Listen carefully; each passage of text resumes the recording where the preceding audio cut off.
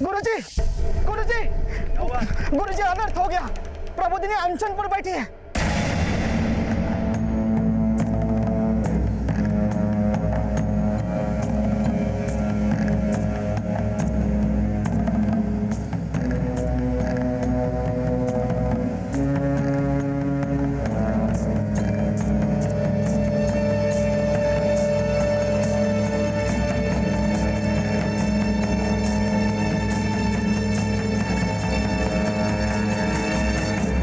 प्रबोधिनी, तुम मर्यादा का उल्लंघन कर रही हो।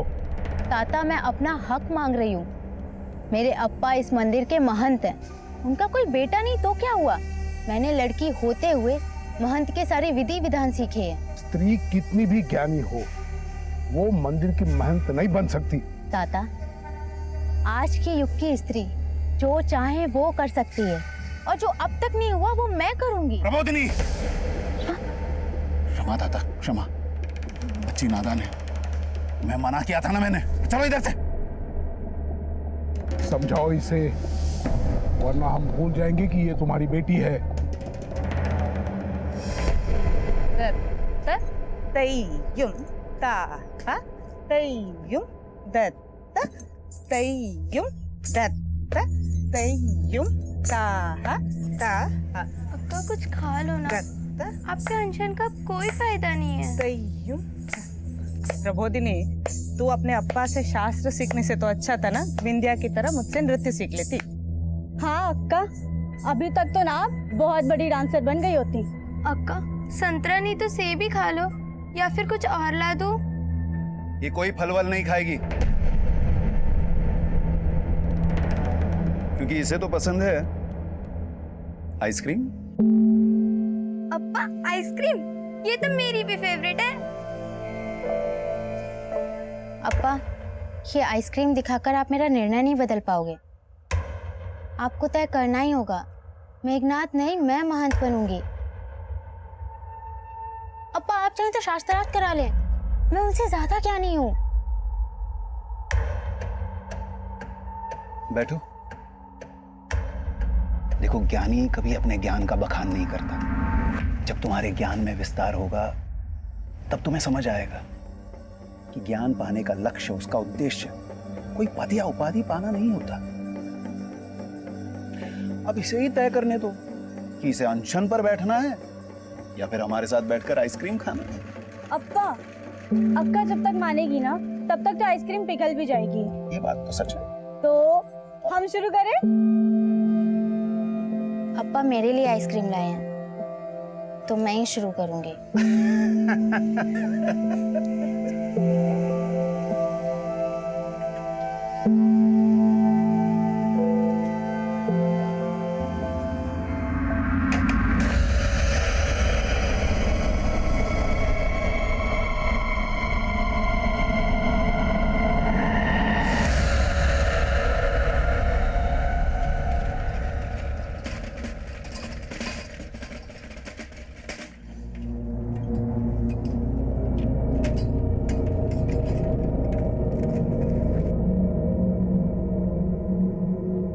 अक्का, दूध।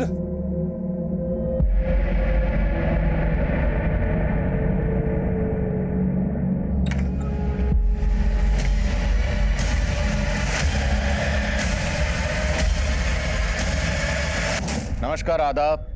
मैं आदिल खान क्राइम पेट्रोल दस्तक में आपका स्वागत करता हूं। आज का यह केस कर्नाटक के गांव का था, लेकिन इसकी जड़ें हिंदुस्तान के बड़े बड़े शहरों से जुड़ी थी। यह केस सिर्फ एक परिवार का नहीं था, बल्कि कई परिवार इस केस से जुड़े थे। कृष्णन का हंसता खेलता परिवार जिस गुनाह की भेंट चढ़ा था, वो गुनाह आज हर आम इंसान की जिंदगी में दस्तक दे रहा है। यह केस पिछले दशक के दिल दहलाने वाले केसेस में से एक था। इस केस के बारे में शायद आपने देखा, सुना और पढ़ा भी होगा। आज क्राइम पेट्रोल के जरिए हम इस केस की समीक्षा करेंगे कि कैसे गलत नीयत ने एक ऐसे गुनाह को जन्म दिया जिसका तसव्वुर करना भी नामुमकिन था।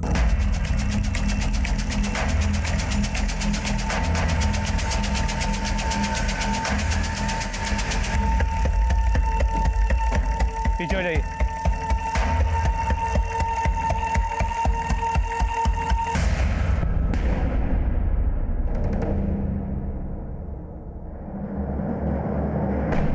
रॉबिन, पूरे घर की अच्छे से तलाशी लो। सर।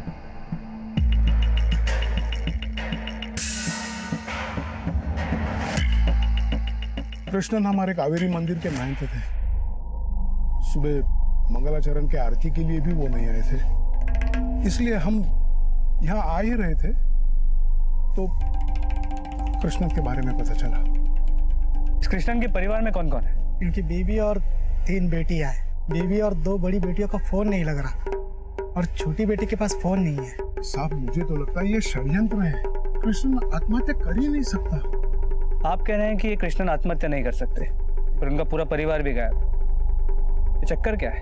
सब परसों शाम से उनका परिवार को वहाँ कोई नहीं दिखा। कल मैंने इस बारे में महंत से भी बात किया था। नमस्कार महंत जी। नमस्कार। 2 दिन से बच्चे दिखाई नहीं दे रहे, हमारे यहाँ खेलने भी नहीं आया वो बच्चे जो हैं वो मंदोदरी के साथ मामा के यहाँ गए हुए हैं। आएंगे तो भेज दूंगा खेलने के लिए। नमस्कार। इन बच्चों का मामा रहता कहाँ है? वेतरणा गांव में। नंदन नाम है उनका। मेरे पास नंबर है उनका। भरते नहीं। हेलो। नंदन बोल रहे हैं, कृष्णन महंत के साले। जी बोल रहा हूँ। पीआई मुरुगन, आपके जीजा कृष्णन की लाश मिली है उन्हीं के घर पे। क्या? पर हमें ये बताया गया है कि उनकी बीवी और 3 बच्चे आपके घर आए हुए हैं। नहीं, वो तो महीनों से यहाँ पर नहीं आए। क्या? अगर वहां नहीं है तो फिर गए कहाँ? सब मुझे मालूम नहीं। महंत से साले ने ऐसा क्यों बोला? मुझे पक्का याद है महंत से मुझे बोला था कि उनका बीबी ने बच्चों को लेकर उसका मामा जी का घर पे गए थे। आप बोल रहे हैं कि परसों शाम से कृष्णन घर में अकेले थे, तो इन 2 दिनों में आप लोगों ने कुछ ऐसा देखा जो अजीब लग रहा हो? साहब, परसों गुरुजी की बीवी मंदिर में आई थी। उनको देख के कुछ ठीक नहीं लग रहा था।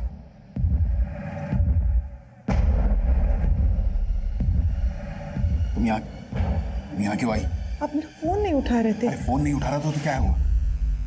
यहाँ उन दोनों में बहुत देर तक कुछ बात हो रहा था, लेकिन क्या बात हो रहा था हमको मालूम नहीं साहब। और साहब, कल से गुरुजी भी बहुत परेशान लग रहे थे। शयन आरती के समय तो उनके आंखों से आंसू बह रहे थे।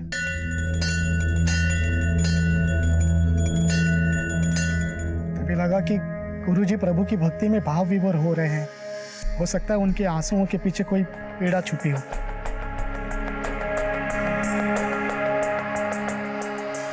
हेगड़े, गांव के बाकी लोगों से बात करो। देखो इस परिवार का गांव में किसी के साथ कोई प्रॉब्लम वगैरह था? सर। ये प्रेस कहाँ से? सर, मैंने अपडेट नहीं किया था। सर, कावेरी मंदिर के महंत की मौत बहुत संदिग्ध हालातों में हुई है, तो हम जानना चाहते हैं, जैसे उनका पूरा परिवार गायब है, तो क्या ये आत्महत्या है या फिर कोई साजिश है? एक मिनट। देखिए, उनके पूरे परिवार को हम खोजने की कोशिश कर रहे हैं, पर इन्वेस्टिगेशन के बाद ही पता चलेगा कि ये सुसाइड है या इसके पीछे कोई षड्यंत्र है। तो आप हमें हमारा काम करने दीजिए और इस बात को भड़काइए मत, प्लीज। सर, एक सवाल और। प्लीज। सर, कब तक जानकारी मिल पाएगी सर इसके? हमें कृष्णन उडुपी जिले की एक जानी मानी हस्ती थी और मीडिया ने इस केस को इतना बड़ा बना दिया था, इसलिए केस मेरी अगुवाई में तुरंत ब्यूरो ऑफ इन्वेस्टिगेशन को सौंप दिया गया। मेरे लिए सबसे बड़ा चैलेंज ये पता लगाना था कि कृष्णन के परिवार के गायब होने के पीछे क्या वजह थी। कृष्णन के पड़ोसी का कहना था कि वो सब कृष्णन के साले नंदन के यहाँ गए थे, पर क्या सच यही था? मंदोदरी अक्का और मेरी बांजिया मेरे इधर आया ही नहीं सर, तो फिर ये कृष्णन जीजा जी अपने पड़ोसी को क्यों बोलेंगे कि वो मेरे इधर आया करके? तो उनका पड़ोसी गणेश झूठ बोल रहा है? पक्का सर झूठ बोल रहा है वो। क्यों झूठ बोलेगा? उसका फैमिली से क्या इशू? सर, इसके बारे में हमको नहीं मालूम सर, लेकिन प्लीज सर मंदोदरी अक्का और मेरी बांजियों का पता लगाइए, वो जरूर मुसीबत में होगा सर। लेकिन इतना सब कुछ हो गया और आपको अंदाजा तक नहीं है कि इस सब के पीछे वजह क्या हो सकती? सर, कई टाइम से मिला ही नहीं सर। आखिरी बार 1.5 महीने पहले मंदोदरी अक्का सुमति को लेकर मेरे इधर आए थे, 2 लाख रुपए मांग रहे थे। अक्का बोली कृष्णन जीजा जी को किसका उधारी चुकता करने का। किससे उधार लिया था कृष्णन ने? सर, ये तो नहीं पता, लेकिन सर इस वजह से अक्का बहुत परेशान लग रही थी।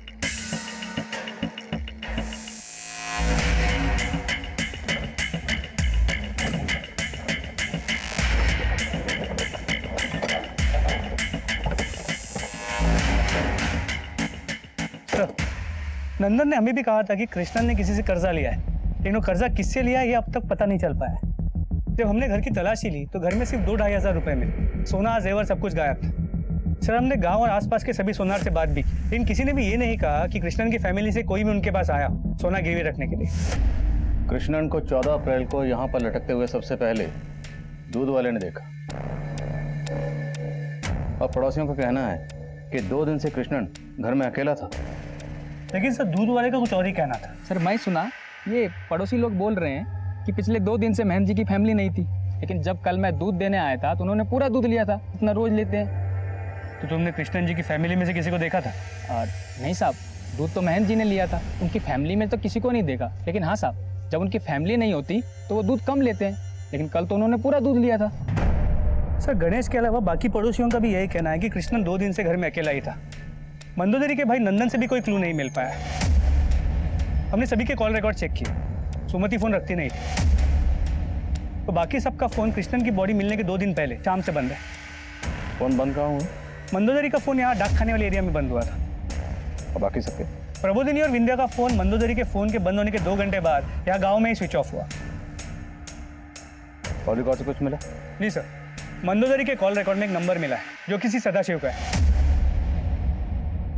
मंदोदरी का फोन बंद होने से 1 घंटे पहले उसने सदाशिव को फोन भी किया, तो दोनों के बीच अक्सर बातें भी होती। आप ये डाकखाने वाला एरिया और उसके आसपास के एरिया को एक बार फिर से अच्छे से स्कैन करिए। हम जरा सदाशिव से मिलते हैं। Right sir. थैंक यू मुर्गा सर।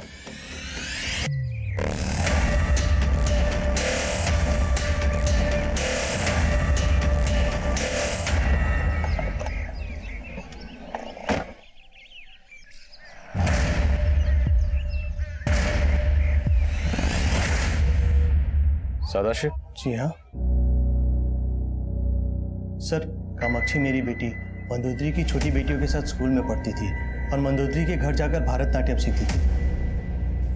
इसीलिए मंदोदरी के साथ फोन पर कभी कभी मेरी बातें हो जाती थी।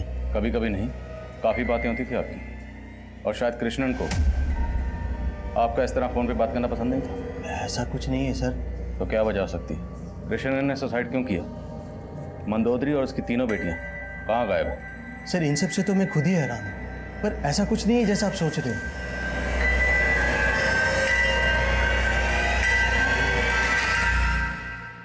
आप सुमति और बिंदिया के साथ स्कूल में पढ़ती हैं? उनकी माँ मंदोदरी से भरतनाट्यम सीखने उनके घर जाती हैं? हाँ। हर रोज जाती होंगी? नहीं अंकल, 2 महीने से आंटी ने डांस क्लास लेना बंद कर दिया था। बंद कर दी? क्यों? वो उनका 40 था, 40 दिन का उपवास।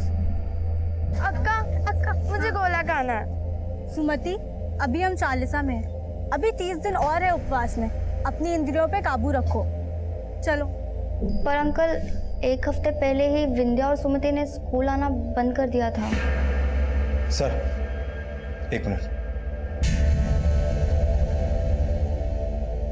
सर डाकखाने वाले एरिया में जहाँ पर मंदोदरी का फोन बंद हुआ था वहाँ पर एक लाश मिली है।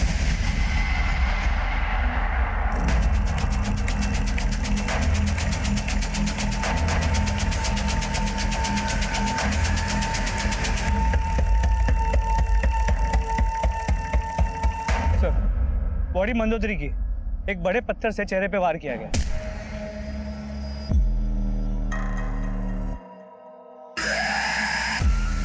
बॉडी को इन झाड़ियों से ढका गया, इसलिए नजर नहीं है। मंदोदरी की बॉडी हमें यहाँ मिली और इनके पत्नी कृष्णन की बॉडी इनके घर में लटकी हुई मिली। घर से गहने गायब हैं, लेकिन बॉडी पर गहने इंटैक्ट हैं। मामला रंजिश का है। माँ बाप को मार दिया और उनकी तीनों बच्चियों को गायब कर दिया गया।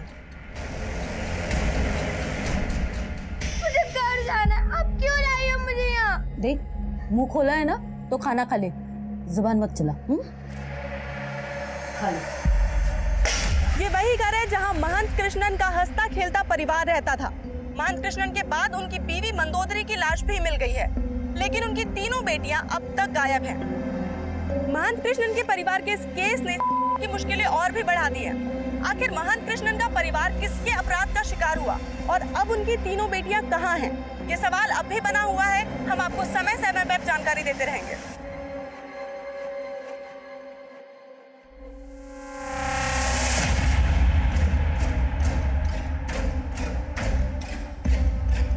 सर कम है?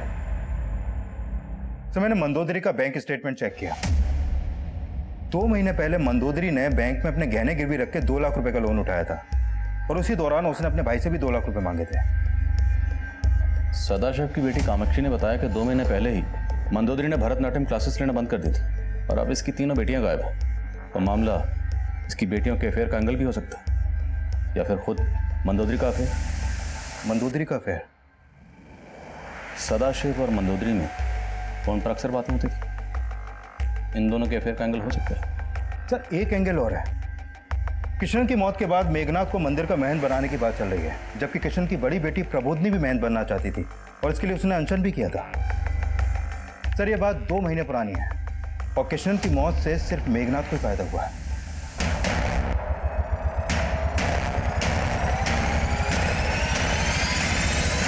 अरे नहीं साहब, क्या बोल रहे हैं आप साहब?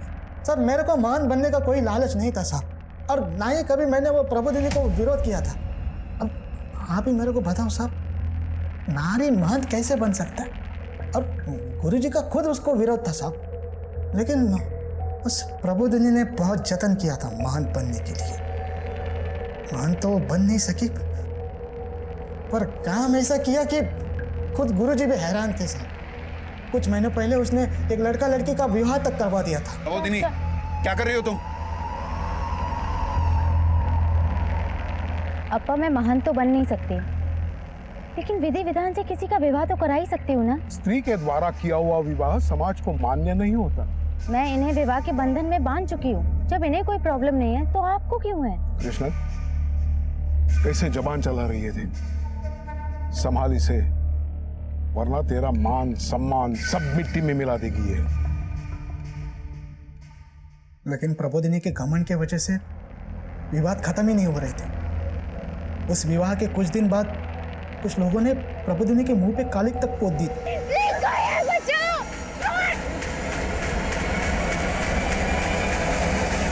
कौन थे वो 2 लोग जिन्होंने प्रबोधिनी के मुंह पर कालिक पोती थी? वो मालूम नहीं साहब, उनके चेहरा ढका हुआ था। लेकिन ये तो मालूम होगा ना कि वो लड़का लड़की कौन थे जिनकी प्रबोधिनी ने शादी करवाई थी? वो दूसरे गांव के लोग थे साहब। उन दोनों ने भाग के शादी किया था, लेकिन गुरुजी को शक था कि प्रबोधिनी के मुंह पे कालिक पोतने वाले लोग भी उसी लड़का लड़की के परिवार से होंगे, लेकिन अभी तक कुछ मालूम नहीं चला सर। किसी के साथ कुछ किया होगा जो ये सब कर गए तेरे साथ। अब बोलेगी भी? कौन थे वो? जो भी हो अप्पा, मैं उनका पता लगा के रहूंगी। मैं उन्हें छोड़ूंगी नहीं। बंद करिए क्रांतिकारी बातें। अपना तो सोचती नहीं, अपनी बहनों का तो सोच। सुमति भी थी ना तेरे साथ, उसके साथ अगर कुछ कर रहे थे तो? अप्पा मैं अपनी बहनों के लिए अपनी जान भी न्यौछावर करने के लिए तैयार हूँ। अब फिर मत कहना कि मुझे इनकी फिक्र नहीं है। मेघनाथ इतना कुछ जानता था लेकिन पहले कुछ नहीं बोला। इसका बयान वेरीफाई करवाओ और उस कपल के बारे में पता करवाओ जिसकी शादी प्रबोधिनी ने करवाई थी। सर, आपकी वो किशन की बेटियों के अफेयर वाली थ्योरी बिल्कुल सही साबित हुई। किशन की मझली बेटी विंध्या के कॉल रिकॉर्ड में एक सरफराज नाम के लड़के का नंबर मिला है सर। सरफराज और विंध्या, इन दोनों के बीच में फोन पर काफी बातें होती थी। ये देखिए सर। कट्टर महंत की बेटी का अफेयर दूसरे मजहब के लड़के के साथ। लेकिन अगर मान लें कि विंध्या सरफराज के साथ अफेयर के चलते गायब है, तो बाकी तो बेटी वो कहाँ है? कौन है सरफराज? सर ये है सरफराज। ये फोटो हमें मोबाइल नेटवर्क सर्विस प्रोवाइडर से मिला है। फिलहाल इसका नंबर बंद आ रहा है सर, लेकिन इसका मोबाइल नंबर उडुपी के एड्रेस पर रजिस्टर्ड है।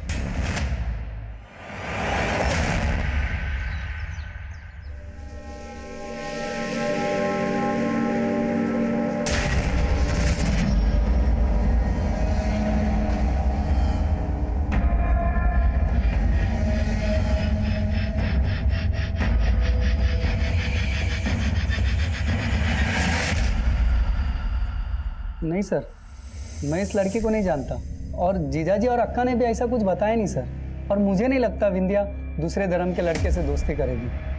सर मुझे लगता है कि ये लड़का उसको फ़ोन करके परेशान करता था। विंध्या ने कभी आपको ऐसा कुछ कहा था? नहीं सर, ऐसा तो कुछ बोला नहीं।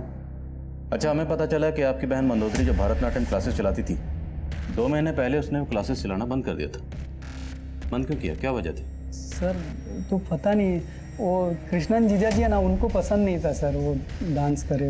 तो मतलब वो जो डांस क्लासेस चला रही थी आपके जीजा की मर्जी के खिलाफ चला रही थी?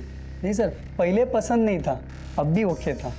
वो सर बचपन में ना वो मंदोदरी अक्का को भरतनाट्यम डांसर बनने का बहुत शौक था, उनका सपना था। तो वो कर नहीं पाई, तो वो चाहती थी अब वो नहीं कर पाई, वो विंध्या करे। आप प्रबोधिनी को शास्त्र सिखा के उसको अपने जैसा बना सकते हैं, तो क्या मैं विंध्या को भरतनाट्यम नहीं सिखा सकती? इसकी रुचि है उसमें। अप्पा प्लीज मान जाओ ना, मुझे नृत्य में बहुत रुचि है। वो तीनों बच्चों से बहुत प्यार करते थे, इसलिए मान गए। लेकिन उनकी बेटी किसी दूसरे मजहब के लड़के के साथ दोस्ती रखे, उस दोस्ती को तो नहीं माने होंगे वो। हाँ विनोद। सर ये सरफराज उड़ीपी में जहाँ रह रहा था वहाँ मैंने उसके घर में छानबीन की, लेकिन कुछ मिला नहीं। लेकिन उसके पड़ोसियों ने बताया कि वो कई दिनों से गायब है और यहाँ किराए पे अकेला रहता था, लेकिन उसकी फैमिली केरला की रहने वाली। अगर फोन स्विच ऑफ हुआ तो फिर वो केरला में भी नहीं मिलेगा। उसकी फैमिली का पता लगाओ और सरफराज के लिए लुकआउट नोटिस जारी करो।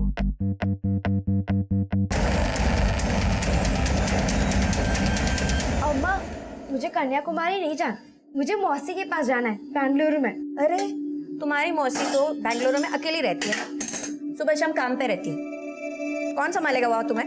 बोलो। मैं मौसी की छुट्टी करवा लूंगी, मुझे मौसी के पास रहना बहुत अच्छा लगता है। इसका मन कर रहा है तो अपनी बहन से मिलवा ला, कन्याकुमारी बाद में चलते हैं। हाँ? अप्पा मेरे लिए आपके अपना प्रोग्राम कैंसिल करते हो, मैं मौसी के पास अकेले रह लूंगी। ठीक है, सोचते। फोन बज रहा है, उठा जा।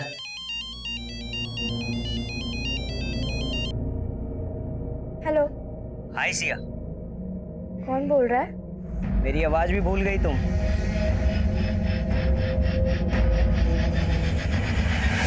हाँ अंकल, मैं सरफराज को जानती हूँ, ये पहले कभी कभी हमारे स्कूल के पास आता था।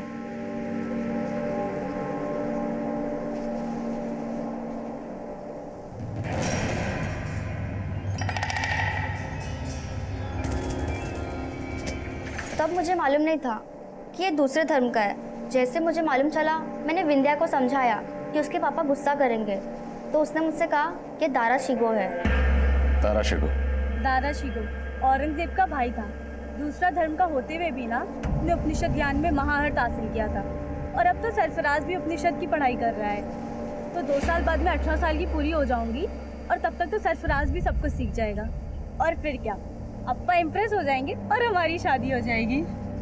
ले आ गया तेरा दारा शिगो। अंकल, विंध्या सरफराज से सच्चा प्यार करती थी, फिर उन लोगों ने अचानक मिलना बंद कर दिया। क्यों? ये तो उसने कभी मुझे बताया नहीं, शायद दोनों का ब्रेकअप हो गया था।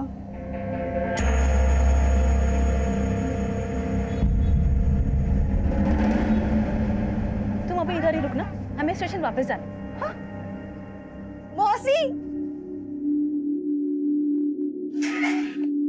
How are you Siya? अच्छी हूँ।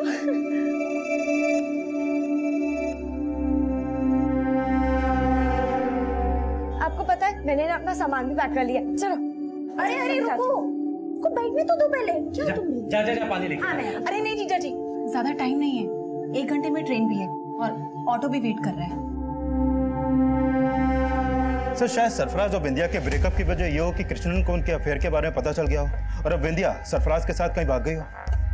लेकिन विनोद, सिर्फ विंध्या गायब नहीं है, उसकी दोनों बहनें भी गायब हैं। तीनों बहनों का एक साथ गायब होना, कृष्णन की लाश का उसके घर में लटका हुआ मिलना, विंध्या का मर्डर होना, यह सब किसी अफेयर के लिए नहीं हो सकता। ये तो बड़ा गेम है।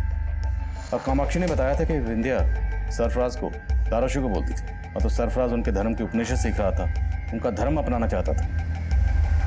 तो शायद ये सरफराज सिर्फ विंध्या ही नहीं बल्कि तीनों बहनों के पीछे था, और मामला ब्लैकमेलिंग का भी हो सकता है, क्योंकि मंदोदरी पैसे के इंतजाम में लगी हुई थी। इस सरफराज की बैकग्राउंड चेक करो, पता करवाओ कहीं ये किसी क्रिमिनल एक्टिविटी में इन्वॉल्व तो नहीं।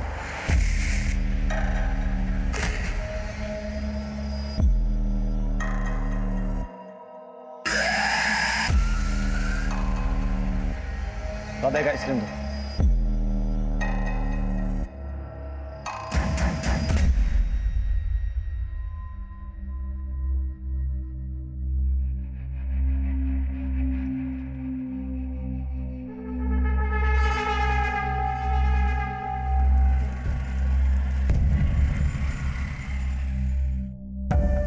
सर कृष्णन और मंदोदरी की पोस्टमार्टम रिपोर्ट आ गई है। कृष्णन की मौत फांसी की वजह से ही हुई है। उसका विंड पाइप चौक हुआ था। अब मंदोदरी की एक्सेसिव ब्लीडिंग की वजह से मंदोदरी के सर पर पत्थर से वार किया गया। सर इस रिपोर्ट से तो लग रहा है कि कृष्णन ने आत्महत्या की और मंदोदरी का मर्डर हुआ।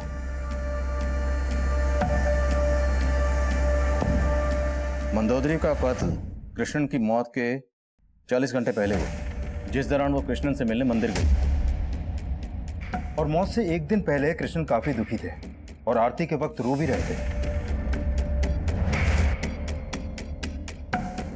और कृष्णन जी के दुख की वजह भी यही होगी कि तब मंदोदरी भी गायब हो गई थी और उनकी तीनों बेटियां भी। सर कहीं उन सबको किसी ने किडनैप तो नहीं किया? बेटियों को किसी ने किडनैप कर लिया, लेकिन मंदोदरी, उनका कत्ल किसने किया और क्यों किया? और कृष्णन इतना सब कुछ जानते थे, फिर भी कोई पुलिस कंप्लेंट फाइल नहीं की। क्या उन्हें मजबूर किया जा रहा था? पॉसिबल है सर। और उनकी लाश को उनके घर की छत से लटकाकर उनकी मौत को सुसाइड दिखाने की साजिश भी हो सकती है, क्योंकि जब उनकी लाश देखी गई घर का दरवाजा खुला हुआ था। और पोस्टमार्टम रिपोर्ट के हिसाब से मौत के कई दिन पहले से उनके पेट में बहुत कम खाना जा रहा था। कामाक्षी ने मैं बताया था कि वो 40 पे थे, मतलब 40 दिन का उपवास रख रहे थे। हाँ सर, और ये बात मेघनाथ ने भी कंफर्म की थी कि कृष्णन 40 पे थे। अच्छा, ये 40 सिर्फ कृष्णन जी ही रखते थे या फिर उनका पूरा परिवार भी? पूरे परिवार के बारे में मेरे को नहीं मालूम साहब, लेकिन वो 40 पे थे। इनके 40 का इस केस से कोई ना कोई ताल्लुक जरूर हो सकता है। हमें किसी भी सूरत में कृष्णन की इन तीनों बेटियों को जल्द से जल्द ढूंढना होगा।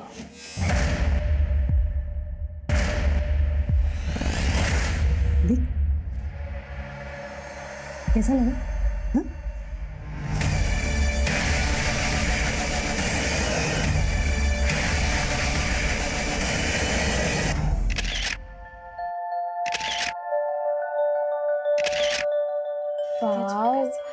मौसी, आप तो कमाल की फोटोग्राफर हो। मैं कमाल की नहीं हूँ, तू है ही इतनी फोटोजेनिक। सी कितनी अच्छी फोटोग्राफ्स आई हैं। ये वाली बहुत अच्छी है। नेक्स्ट देख। एक मिनट मौसी। हेलो, कैसी हो सिया? Wrong number. किसका फोन था सिया? रॉन्ग नंबर मौसी।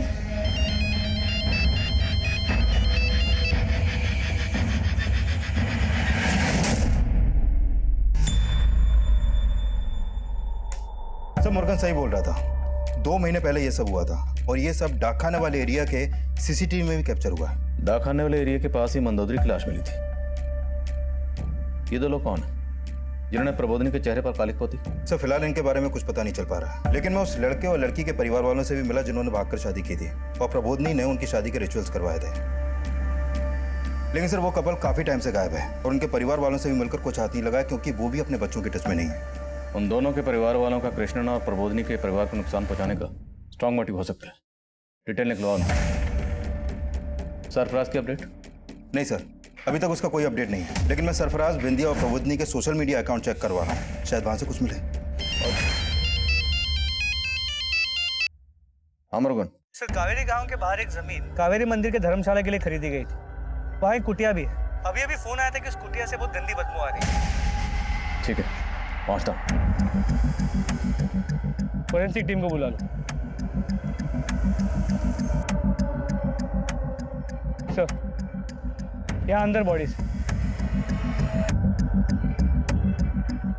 सर, जब हम लोग यहाँ पहुंचे तो दरवाजे को बाहर से ताला लगाया हुआ था। सर, यहाँ पे अंदर आके देखा तो सर ये तो प्रबोधिनी और बिंदिया की लाश है। तो फिर ये सुमति कहाँ है? सर, यहाँ पॉइजन की खाली बोतल मिली, आइसक्रीम के खाली कप्स, और दोनों के मुंह पे सूखे हुए झाग के निशान। और सर यहाँ देखिए, बांधे जाने का मार्क दोनों के पाँव पे, और यहाँ रस्सियाँ। लगता है इन्हें काफी दिनों से बांध के रखा गया था। और शायद ये पॉइजन इन्हें आइसक्रीम में मिलाकर खिलाया गया। आसपास के इलाके में पता करो पॉइजन कहाँ कहाँ मिलता है और किसने खरीदा, सबकी लिस्टिंग करो। Okay sir. धर्मशाला का काम फंड्स की कमी की वजह से बहुत पहले से बंद हो चुका था, पर मंदिर के लोगों के अलावा इस तरह यहाँ ताला लगा के कोई चला जाए मुमकिन नहीं लगता। प्रबोधिनी और विंध्या की मौत के लिए जिम्मेदार लोग मंदिर से जुड़े हो सकते हैं। सबको हाजिर करो। साहब काफी वक्त से हम वहां गए नहीं हैं। तो क्या किसी और से कृष्णन की बेटियों को वहां पर बंद करवाया था? ये देखो, ये किसी की चाल है मुझे बदनाम करने की। किसकी चाल? ये आपका काम है, आप ढूंढ निकालो। आप जैसा सोच रहे हैं वैसे हिंसक लोग हम नहीं है। हिंसा तो आपने बाद में की थी यशोदास जी, पहले तो आपने ही प्रबोधनी के मुंह पे कालिक पतवाई होगी। अरे सर, आप बेकार में मेरे पर शक कर रहे हैं साहब। उस धर्मशाला वाली जगह पर तो खुद गुरुजी का भी आना जाना था साहब। साफ साफ बोल, क्या कहना चाहता है? मैं बस इतना ही कहना चाहता हूँ कि साहब मैंने कुछ नहीं किया साहब। तो किसने किया? तुम्हारे ठेकेदार ने, यशोदास ने? बार बार एक ही बात का जवाब नहीं देंगे हम, हमें जाने दो। अगर आप हमें बंद करेंगे तो जगह जगह दंगे होंगे। आप जानते नहीं है हमारा यहाँ कितना प्रभाव है। जब तक इन दोनों के खिलाफ कोई ठोस सबूत नहीं मिलता, इन्हें यहाँ ज्यादा देर तक रखना ठीक नहीं होगा। इनके फॉलोअर हंगामा कर सकते हैं, जाने दो इन्हें, लेकिन नजर रखो इन सब।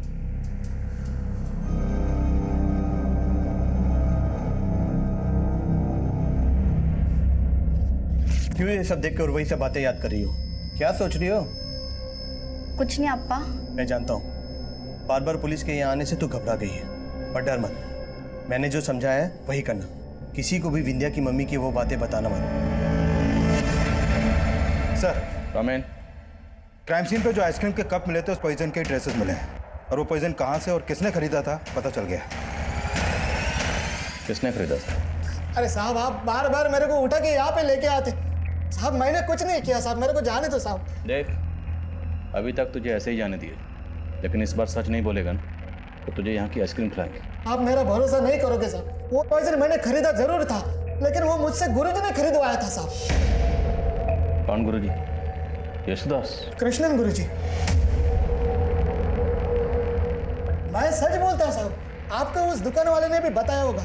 मैंने वो पॉइजन गुरुजी के मौत के 1 हफ्ता पहले खरीदा था, और खाली पॉइजन नहीं खरीदा साहब, उसके साथ में मैंने घर का राशन भी खरीदा था। अम्मा आई। अम्मा, राशन। मेरे को शक है कि गुरुजी ने ही वो पॉइजन निकल के उस धर्मशाला वाली कुटिया में ले गए होंगे। तो अब तू ये नई कहानी सोच कर आया?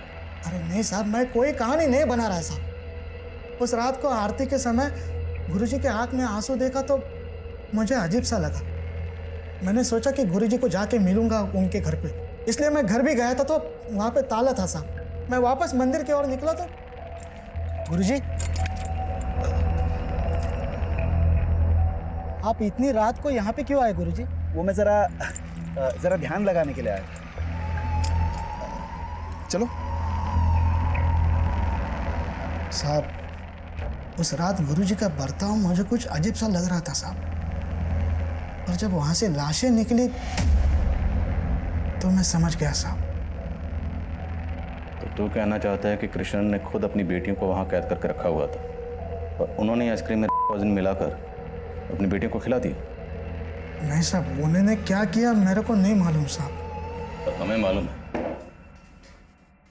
दरअसल उस रात तूने कृष्णन को वहां नहीं देखा था, कृष्णन ने तुझे वहां देखा था। उस कुटिया में कृष्णन ने अपनी बेटियों को नहीं, तूने उनकी बेटियों को कैद करके रखा हुआ था। आइसक्रीम में जहर कृष्णन ने नहीं, तूने मिलाया। तूने उनका मर्डर किया। कृष्णन ने तुझे वहां देख लिया था, इसलिए तूने कृष्णन को उनके घर में लटका दिया। मंदोदरी का मर्डर भी तुमने किया।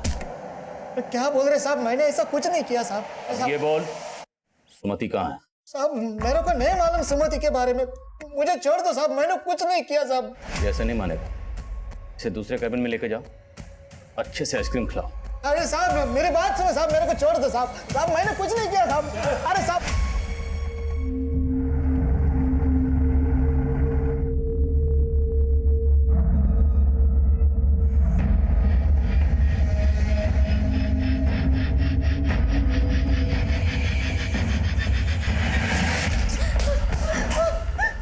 बेशरम, कहीं मुंह दिखाने लायक नहीं छोड़ा तुमने हमें। 4 महीने से पेट से है, अब डॉक्टर कह रहे हैं कि बच्चा भी नहीं गिरा सकता। क्यों किया तुमने काम? पेट से है, मर जाएगी वो। मानो उससे गलती हुई, लेकिन अब गलती। अरे मैंने तो सिर्फ उस पे हाथ उठाया है। इसके अब्बा को पता चलेगा तो इसको मार ही डालेंगे। सर, उस धर्मशाला की चाबी कृष्ण के घर पे मिली है। और धर्मशाला पे जो ताला लगा था उस पर भी कृष्णन के फिंगरप्रिंट्स मिले हैं। और सर ये भी पता चला है कि अपनी मौत से एक रात पहले कृष्णन एक आइसक्रीम शॉप पर आइसक्रीम खरीदते हुए देखे गए और इस दुकान वाले ने भी कृष्णन को आइडेंटिफाई किया। सर एक बात और, जिस समय मंदोदरी का फोन डाकखाने वाले एरिया में बंद हुआ लगभग उसी समय कृष्णन का फोन भी उसी एरिया में एक्टिव था। सर ये सारे समीकरण तो इस मेघनाथ के स्टेटमेंट को सही साबित कर रहे हैं। लेकिन मंदोदरी का मर्डर कृष्णन की मौत के तकरीबन 40 घंटे मतलब 2 दिन पहले हुआ। तो हो सकता है ये कोई सोची समझी साजिश हो, जिस साजिश के तहत कृष्णन की बेटियों को अगवा करके कृष्णन को यह सब करने के लिए मजबूर किया गया। क्राइम सीन पर कृष्णन के फिंगरप्रिंट्स का मिलना और कृष्णन के फ़ोन का सेम उसी लोकेशन पर एक्टिव होना जहां पर उसकी पत्नी मंदोदरी का फ़ोन स्विच ऑफ हुआ था, ये सब किसी साजिश की तरफ इशारा करते हैं। इस केस में ऐसे और बहुत से सवाल हैं जिनका जवाब मिलना भी बाकी है। कृष्णन ने कर्जा किससे लिया था? और मंदोदरी पैसों का इंतजाम क्यों कर रही थी? और सरफराज क्यों गायब?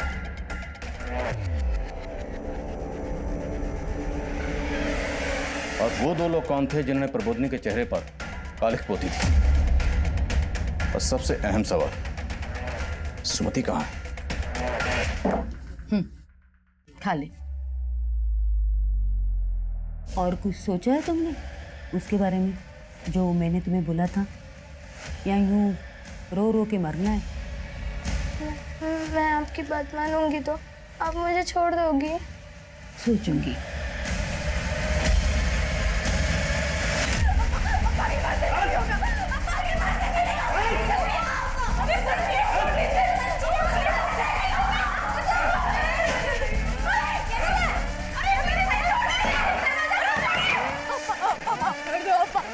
कूद यहाँ से, कूद। मुझे माफी नहीं, मौत दूंगा मैं तुझे। ऐसी लड़की नहीं चाहिए मुझे। कूद। नहीं कूदेगी? ठीक है।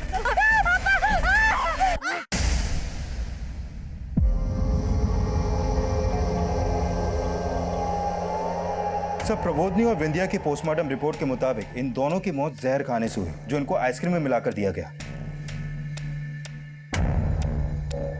सर इन दोनों की मौत कृष्णन की मौत से 4 घंटे पहले हो गई थी।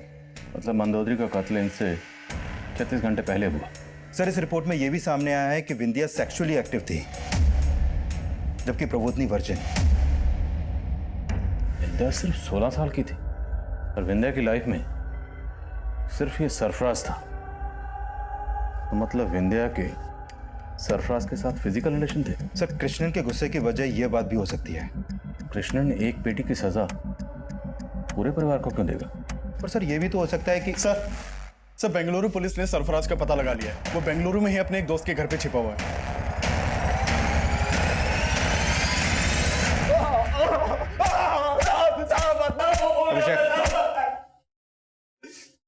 बोल। साहब अम्मा कसम मैं सच बोल रहा है साहब, मैं भागा नहीं था।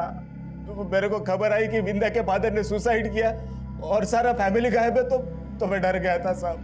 सोचा वो मंदिर वाले लोग आके मेरे को परेशान करेगा, नुकसान पहुंचाएगा। विंध्या के फादर कृष्णन को पता था कि तुम्हारी विंध्या के साथ सिर्फ दोस्ती नहीं फिजिकल रिलेशन भी थे? नहीं सर, हम लोग में ऐसा कोई रिलेशन नहीं था सर, बल्कि हम लोग में अच्छी दोस्ती थी। और 2 महीने पहले पता नहीं अचानक विंध्या ने वो खत्म कर दी। विंध्या तुम्हें हो क्या गया है? तुम मुझे ऐसे अवॉइड क्यों कर रही हो? सरफराज, इस वक्त मेरे पास तुम्हारी बातों का कोई जवाब नहीं है। प्लीज मुझसे मिलने की कोशिश मत करो। क्यों ना करूं? मैं प्यार करता हूं तुमसे, और ये अचानक से क्या हो गया तुम्हें? मैं तुम्हें कुछ भी अभी नहीं बता सकती, प्लीज छोड़ दो मुझे। विंध्या उस दिन कामाक्षी के पापा ने मेरे को देख लिया था, मुझे लगा वो विंध्या के पापा को जाके बताएंगे, इसलिए साहब मैं चिप गया था, मैं भागा नहीं था साहब। यहां तेरी कोई सफाई नहीं चलने वाली। अगर ये सरफराज वाकई सच बोल रहा है तो ऐसी क्या वजह रही होगी कि विंध्या ने उसे 2 महीने पहले अवॉइड करना शुरू कर दिया? और वो कौन है जिसके साथ विंध्या के फिजिकल रिलेशन थे और विंध्या सेक्सुअली एक्टिव हुई? सूत्रों से पता चला है कि भी यही मान रही है कि कृष्णन ने ही अपने पूरे परिवार का मर्डर किया है। विंध्या और उसके बॉयफ्रेंड सरफराज के खिलाफ कोई भी ठोस सबूत नहीं मिल पाया है। और अगर कृष्णन ने ही अपने पूरे परिवार का मर्डर किया है तो क्या इसके पीछे का राज ये है कि कृष्णन का अपनी खुद उनकी बेटी के साथ नाजायज संबंध था। अरे मीडिया वही कहती है जो पुलिस उन्हें बताती है, और वो पुलिस तो कुछ कर नहीं पा रही है, और इसलिए वो कृष्णन के ऊपर ऐसे घिनौने आरोप लगा रही है। ये हम कभी बर्दाश्त नहीं करेंगे। हमने ऐसी कोई थ्योरी नहीं बनाई थी कि कृष्णन के अपनी बेटी के साथ नाजायज ताल्लुकात थे, लेकिन मीडिया के अनुमान ने माहौल काफी बिगाड़ दिया था। हमने तुरंत प्रेस कॉन्फ्रेंस करके ये यकीन दिलाया कि हम कृष्णन के परिवार के गुनाहगारों का जल्द से जल्द पता लगाएंगे। तब हमने महसूस किया कि इस परिवार पर जो गुजरी थी उसकी वजह 2 महीने पुरानी थी। उसी दौरान मंदोदरी पैसों का इंतजाम करने में जुटी थी। उसी दौरान मंदोदरी ने भरतनाट्यम की क्लास लेना बंद किया था, और उसी दौरान कृष्णन का परिवार चालीसा यानी 40 दिन का उपवास रख रहा था। हमने इस टाइम पीरियड पर फोकस किया और कई नए नतीजे सामने आए। सर कम इन। सर, मंदोदरी की मौत से 2 महीने पहले के उसके पुराने कॉल रिकॉर्ड में एक फेक आईडी का नंबर मिला है। फेक आईडी का नंबर? हाँ सर, ये देखिए। और उस दौरान इस नंबर से मंदोदरी को काफी कॉल होते थे। और सर, मैंने चेक किया कि किशन की मौत से 55 दिन पहले मंदोदरी विंध्या और उसकी दोस्त कामाक्षी को लेकर चेन्नई गई थी। कामाक्षी भी उनके साथ गई थी? हाँ सर, मंदोदरी ने चेन्नई जाने वाली एक ट्रेन में टिकट बुक कराई थी, और ये टिकट कामाक्षी, विंध्या और मंदोदरी के नाम पर बुक थी। और सर, वो फेक आईडी का नंबर जिससे मंदोदरी को कॉल होते थे, वो नंबर भी अक्सर चेन्नई में एक्टिव रहता था। हाँ अंकल, आंटी मुझे और विंध्या को चेन्नई ले गई थी। तुम लोग वहां पे 3 दिन थे, कहाँ रुके थे? वो आंटी के सहेली के यहाँ। कौन सहेली? क्या नाम? हम उन्हें आंटी बोलते थे, तो मुझे उनका नाम नहीं पता, और वो कहाँ रहती है मुझे ये भी नहीं पता। आपको तो पता होगा। मंदोदरी आपकी बेटी को लेकर कहाँ गई थी? नहीं सर, मुझे भी याद नहीं है। मेरा बहुत भरोसा था उन लोगों पे, इसलिए पूछा नहीं। कामाक्षी उनके साथ घूमने जाना चाहती थी, इसलिए अलाउ कर दिया।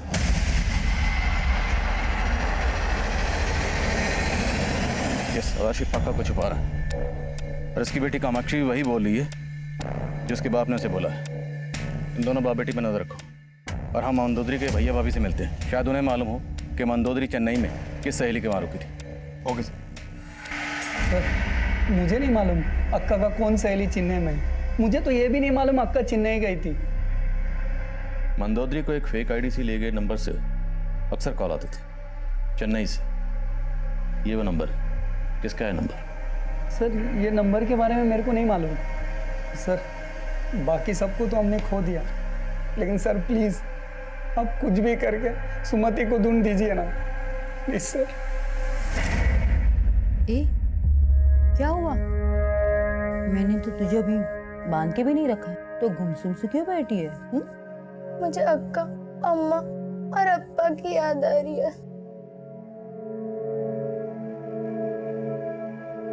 आप मुझे कब ले जाओगे उनके पास? सोचूंगी। सर कमें? सर, मैंने उस फेक आईडी से लिए गए नंबर के कॉल रिकॉर्ड चेक किए। सर, उस नंबर से सिर्फ मंदोदरी को ही कॉल हो रहे थे। उस नंबर के कॉल रिकॉर्ड में मंदोदरी के अलावा कोई दूसरा नंबर है ही नहीं। मतलब फेक आईडी से लिया गया नंबर सिर्फ मंदोदरी को कॉल करने के लिए लिया गया था। जहाँ जहाँ चेन्नई में वो नंबर एक्टिव रहता था उन एरियाज को स्कैन करो। और मंदोदरी जिस डेट को चेन्नई में पहुंची, उन्हें वहाँ रिसीव करने कोई ना कोई ज़रूर आया होगा। तो उस डेट की स्टेशन और उसके आसपास जितने भी सीसीटीवी हैं, सबकी फुटेज खंगालो। मुझे लगता है हमें सुमति की लीड भी चेन्नई से मिलेगी। Right sir.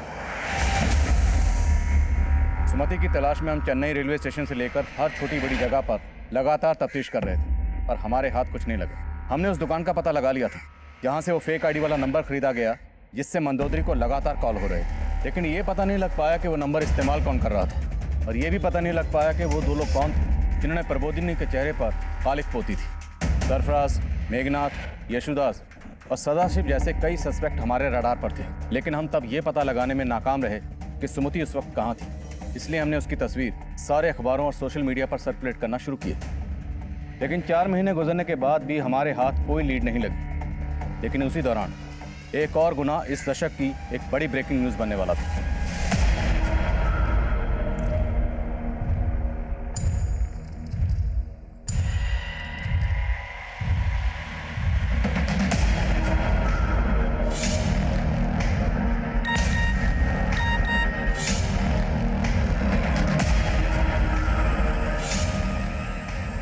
ये देख, तेरे लिए मैं क्या लेके आई हूँ? साड़ी अच्छी है ना? अरे वाह! मुझे ये नहीं चाहिए आंटी। मैं आपकी सारी बातें मानती हूँ। अब मुझे घर का भी लेके जाएंगी। अरे तेरे लिए तो कर रही हूँ मैं। देख, ये साड़ी पहना के सजा के तुझे घर पे भेजूंगी, तू बहुत सुंदर लगेगी। हाँ चल आजा आजा।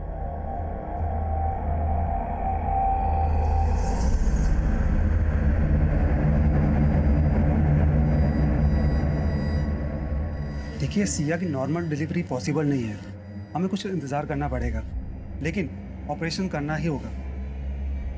ठीक है डॉक्टर साहब, ठीक है। ठीक। थैंक्स।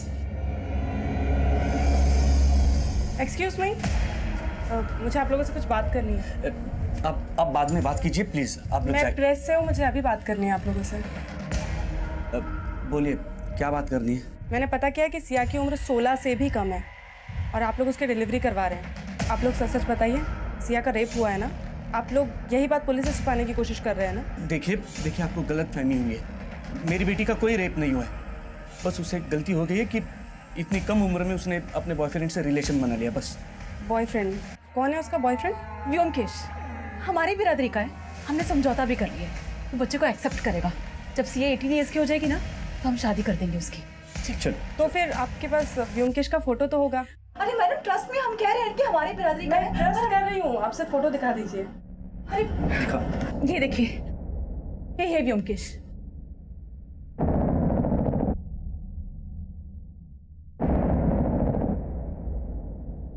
एक मिनट, तुम व्योमकेश हो ना? तुम्ही ने सिया का रेप किया है ना? कैसी बात कर रही है मैडम आप? मैं प्यार करता हूँ सिया से, मैंने रेप नहीं किया उसका। कम से कम 5-6 साल छोटी है वो तुमसे, और तुमने, माइनर है वो, उसे प्रेग्नेंट कर दिया। माना मैडम, हमसे गलती हुई है, अब मैं सुधार भी कर रहा हूँ अपनी गलती में। मैडम, उसके पेट में जो बच्चा पल रहा है वो हमारे प्यार की निशानी है मैडम, मैंने रेप नहीं किया मैडम उसका। इसका फोटो ले लो। सिया के पेरेंट्स के खिलाफ जाकर रिपोर्टर दमयंती ने खलबली पैदा कर उसने अखबारों में छाप दिया कि सिया के पेट में रेप चाइल्ड। मिनिस्ट्री को इसकी भनक लग गई और उन्होंने इसकी जांच की, लेकिन सिया के पेरेंट्स के बयान के बाद व्योमकेश को रेपिस्ट नहीं बल्कि एक ऐसा लवर मानकर सराहा जाने लगा जो हर हाल में सिया को अपनाना चाहता था। अलग अलग पॉलिटिकल पार्टीज के नेता, सोशल वर्कर सब सिया के शुभचिंतक बन गए।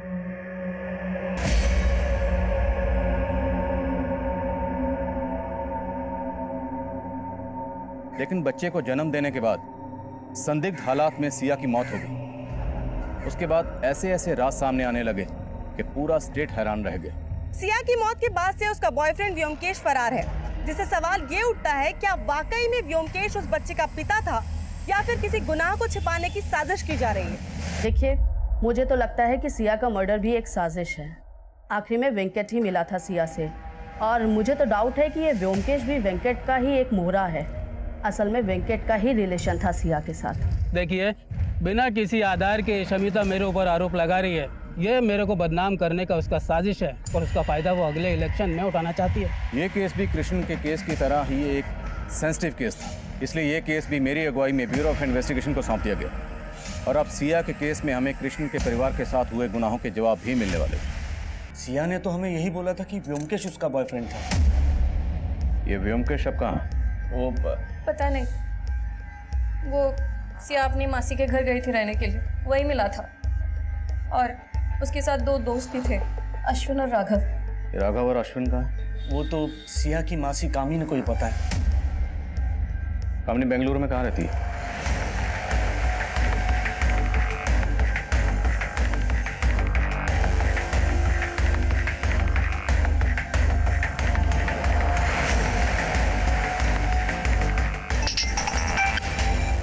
विनोद सर, ये कामिनी अपने घर पे भी नहीं मिली, कई दिनों से ताला लगा उसके घर पे। तो मतलब सिर्फ कामिनी नहीं, व्योमकेश भी गायब है। ढूंढो इन दोनों को और व्योमकेश के दोस्तों का भी पता लगाओ। Okay sir. सर, आपके लिए एक लेटर आया है, लेकिन भेजने वाले ने इसके ऊपर अपना नाम पता कुछ नहीं लिखा है। लेटर?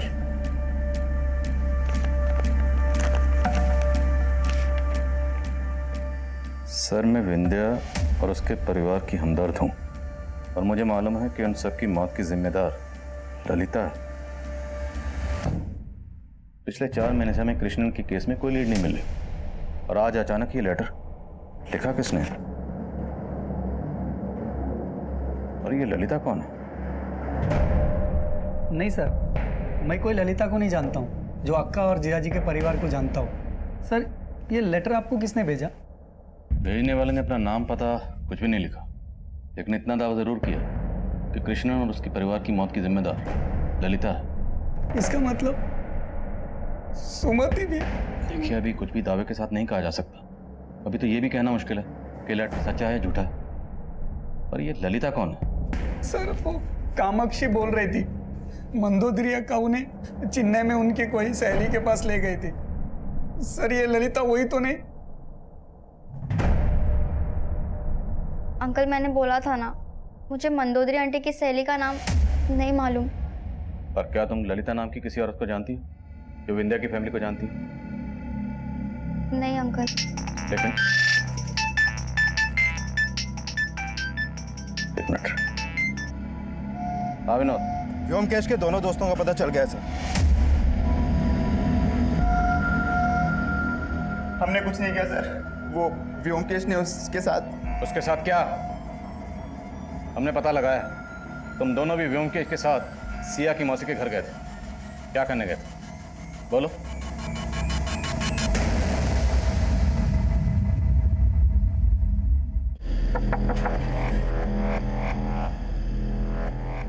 तुम यहाँ?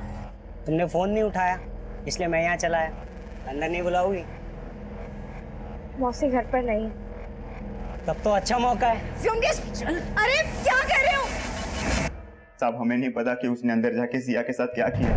हम तो बाहर ही खड़े थे, फिर उसकी मासी आई और उनको देखकर हम लोग भाग गए। अरे सिया? हम तो खुद हैरान थे सर कि वो सिया के साथ शादी करने के लिए राजी कैसे हो गया था। वो तो सिर्फ सिया के साथ मजे लेना चाहता था सर, इसके अलावा हमें कुछ नहीं पता सर। व्योमकेश और कामनी ये दोनों इस वक्त कहाँ हैं? सर हम सच्ची में कुछ नहीं जानते। सर हमने ललिता के बारे में मेघनाथ समेत कई लोगों से पूछताछ की, लेकिन किसी को भी ललिता के बारे में कुछ नहीं मालूम। तो हो सकता है ललिता का नाम इस केस में हमारा ध्यान भटकाने के लिए लाया गया हो, क्योंकि अगर किसी को लीड देनी थी तभी देती। अब अचानक से इतने अरसे बाद ये लेटर क्यों लिखता हूँ? फिर भी पता करो ये लेटर पोस्ट कहाँ से हुआ। शायद ये भी पता चले कि ये पोस्ट किया किसने। Okay sir. और अभिषेक, जीत। यस मुरगुन। सर हमारे खबरी सुमति की तलाश कर रहे थे तो गोमांतक गांव से एक इन्फॉर्मेशन मिली है। कैसी इन्फॉर्मेशन? सर गोमांतक गांव में एक पुजारी है जो एक चाइल्ड मैरिज करने वाला है। एक औरत उससे लगातार मिल रही है और जिस लड़की की वो चाइल्ड मैरिज करने वाला है उसकी उम्र करीब 14 साल है। तो हो सकता है कि वो लड़की सुमति हो। हमारी टीम तुरंत तुमसे कांटेक्ट करेगी, तब तक उस पर नजर रखो। गोमांतक गांव में एक पुजारी एक छोटी बच्ची की शादी करवा रहा है, 14 साल की। शायद वो सुमति हो। सर आप कहें तो उस पुजारी को उठा लें? नहीं, अभी पुजारी को उठाएंगे तो उस औरत को शक होगा। अभी चुपचाप गांव में जाओ और पुजारी पर नजर रखो और पता लगाओ कि जिस छोटी बच्ची की वो शादी करवा रहा है क्या वो वाकई सुमति है। Okay sir.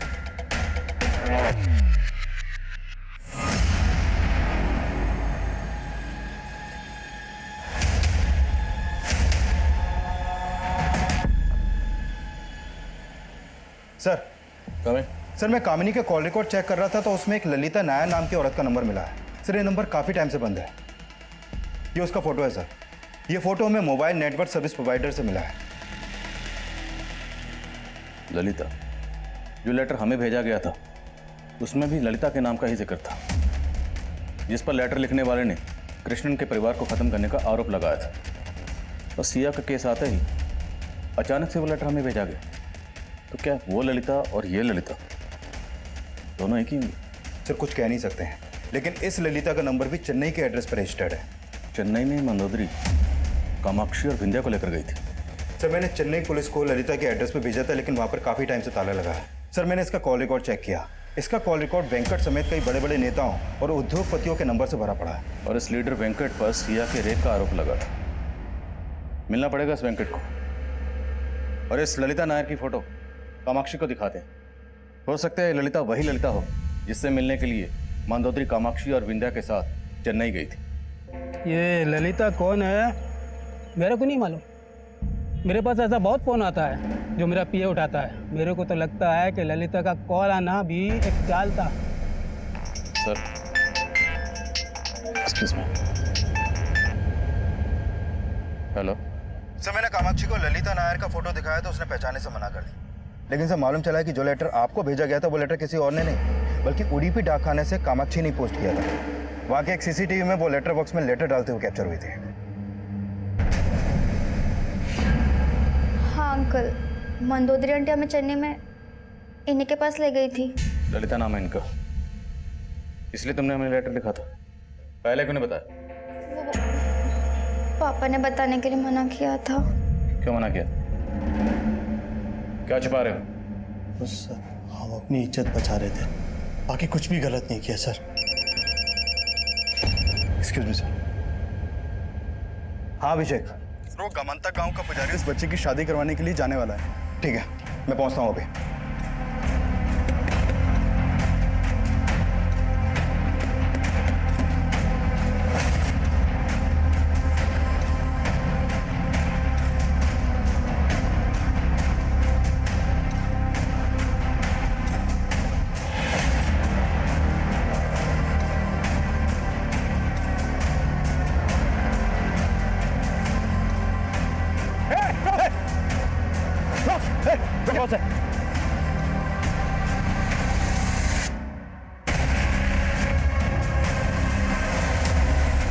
सर, बड़ी मुश्किल से मेरे बेटी का रिश्ता एक जगह तय हो गया था।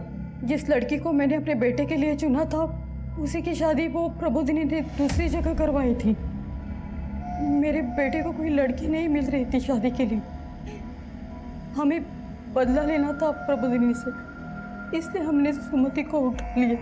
मुझे तो बस अपने बेटे का घर बसाना था। अपने बेटे का घर बसाने के लिए तुमने सुमिति को अगवा कर लिया और कृष्णन का पूरा परिवार तबाह कर दिया। नहीं नहीं, हमने कुछ नहीं किया। ये ललिता है ना, हमारे साथ मिली हुई है, कहाँ मिलेगी ये?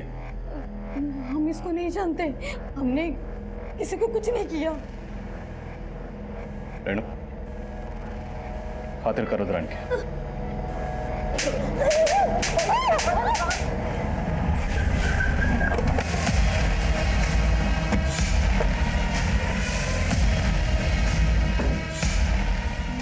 मंदोदरी आंटी मुझे और विंदा को यहीं लेकर आई थी सर, ललिता आंटी के पास।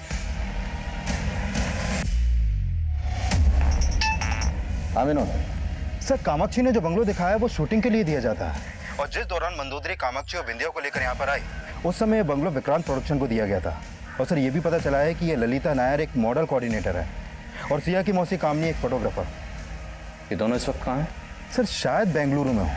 विक्रांत प्रोडक्शन से ललिता के बेंगलुरु का एड्रेस मिला है।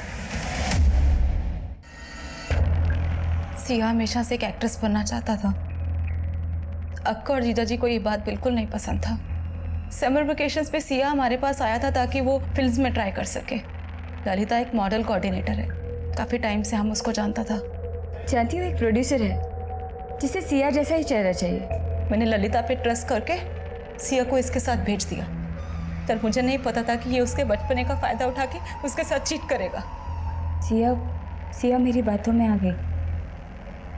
मुझे लगा कि मैं उसकी मासूमियत का फ़ायदा उठा सकती हूँ, और मैंने वही किया। और उसे सिर्फ प्रोड्यूसर्स के पास ही नहीं, बाकी बड़े बड़े लीडर्स, बिजनेसमैन, उनके पास भी ले जाने लगे। सिया जब अपने घर वापस चली गई तो तब मालूम चला कि वो प्रेग्नेंट थी। उसने मुझे सब बताया कि ललिता ने उसके साथ क्या क्या करवाया। हमें बहुत गुस्सा आया सर, पर इसने हमको धमकी दिया था। तो अगर अपना मुंह खोलेगी ना तो सारा करियर बर्बाद हो जाएगा। बहुत बड़े बड़े लोग इसमें इन्वॉल्व हैं। बेहतर यही होगा कि अपना मुंह बंद कर। व्योमकेश सिया को बहुत पसंद करता था सर। हमने उसका फ़ायदा उठाया और बोला कि हम तुम दोनों का मैरिज करवा देगा, और सिया को भी अच्छे से समझा दिया। व्योमकेश कहाँ है? पता नहीं सर। तुमने मंदोदरी, कामाक्षी और विंध्या को ट्रैप कैसे किया? दोनों बच्चियों ने स्कूल की ओर से एक एनजीओ में डांस परफॉर्मेंस दिया था। सोशल नेटवर्क पे उनकी और एनजीओ की फ़ोटोज़ थी। मेरे जानने पहचानने वाले एक प्रोड्यूसर को वो दोनों लड़कियां पसंद आ गई। सर उस आदमी ने मुझे बहुत बड़ा ऑफ़र दिया उन लड़कियों के लिए। मैंने फेक आईडी के नंबर से मंदोदरी को कॉल किया, उसको बहुत बड़ा झांसा दिया सर कि एक बहुत बड़ा प्रोड्यूसर इन दोनों लड़कियों को लेकर एक बहुत बड़ी फिल्म बनाना चाहता है। मंदोदरी उन दोनों लड़कियों को लेकर चेन्नई आ गई। मैंने कोल्ड ड्रिंक में बेहोशी की दवा मिलाकर उनको पिला दी। तो उसी फिल्म को लेकर तूने ब्लैकमेल कर रही थी और उनसे पैसे मांग रही थी, इसलिए मंदोदरी पैसों के इंतजाम में लगी हुई थी, क्योंकि ये उसे ब्लैकमेल कर रही थी ना ब्लैकमेल? सर, पर हमने किसी को नहीं मारा है सर, सच में। ललिता के बयान के बाद हमने उन दोनों केसेस में कई गिरफ्तारियां की, जिसमें लीडर वेंकट और व्योमकेश भी शामिल थे। व्योमकेश ने कबूल किया कि उसने सिया का रेप किया था। सिया के बच्चे का डीएनए व्योमकेश से मैच हुआ। कृष्णन ने सुसाइड ही किया था, ये उसकी पोस्टमार्टम रिपोर्ट से साफ हो गया था। मंदोदरी की शॉकिंग चेन्नई ट्रिप के बाद कृष्णन मंदोदरी को ही विंध्या का गुनहगार मान रहा था, इसलिए सबकी शुद्धि के लिए उसने चालीसा यानी कि 40 दिन के उपवास के लिए कहा था। लेकिन चालीसा खत्म होने के 2 दिन पहले ही सुमति गायब हो गई, और शायद इसके लिए भी कृष्णन मंदोदरी को ही जिम्मेदार मान रहा होगा। जहां मंदोदरी का फोन स्विच ऑफ हुआ, उस जगह पर कृष्णन का फोन एक्टिव था।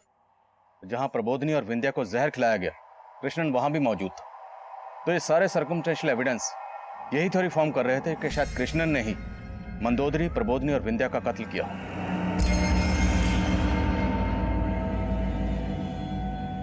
कृष्णन ने यह सब क्यों किया, किन हालात में किया, ये हमेशा एक अनसुलझी पहेली ही रहेगी। लेकिन इन दोनों केसेस में जो कुछ सामने आया वो कई संजीदा सवाल खड़े कर रहा है। हर फील्ड में औरतों को काम देने से लेकर और कई वजहों से उन्हें गलत नीयत से इस्तेमाल किया जाता है। अब मैं आदिल खान आपसे इजाज़त लेता हूँ। आपसे फिर मुलाकात होगी एक और नए केस के साथ। तब तक देखते रहिए क्राइम पेट्रोल दस्तक। मकसद बताना नहीं, बचाना है।